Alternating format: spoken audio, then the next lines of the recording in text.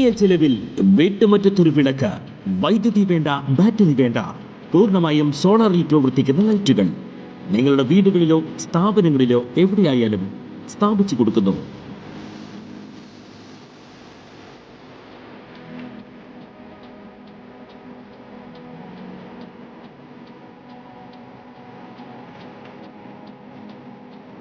ഹാർഡോൾ solar lights.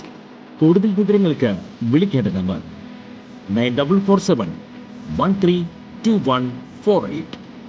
ഭർത്തൃവീട്ടിൽ 20-കാരി തീപ്പൊള്ളയേറ്റ് മരിച്ച സംഭവത്തിൽ ഗുരുതര ആരോപണവുമായി കുടുംബം.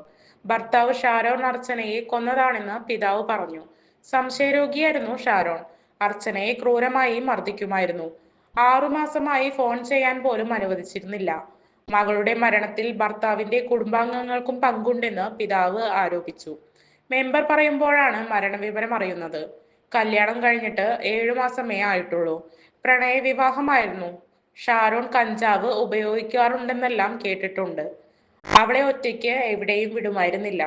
വിളിക്കാറും വരാറും ഒന്നും ഉണ്ടായിരുന്നില്ലെന്ന് പിതാവ് പറഞ്ഞു. കഴിഞ്ഞ ദിവസമാണ് അർച്ചനയുടെ മൃതദേഹം ഭർത്തൃവീടിന് പിറകിലെ കോൺക്രീറ്റ് കാനയിൽ പൊള്ളലേറ്റ നിലയിൽ കണ്ടെത്തിയത്.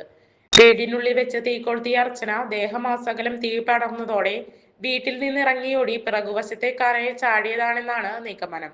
സംഭവ സമയത്ത് അർച്ചന മാത്രമാണ് വീട്ടിലുണ്ടായിരുന്നത്.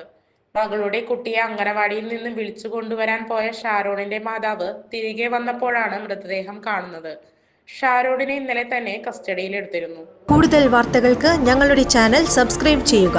ഫേസ്ബുക്ക് ഫോളോ അപ്പ് ചെയ്യുക. വാർത്തകൾ വേഗത്തിലറിയാൻ എനി ടൈം ന്യൂസ്.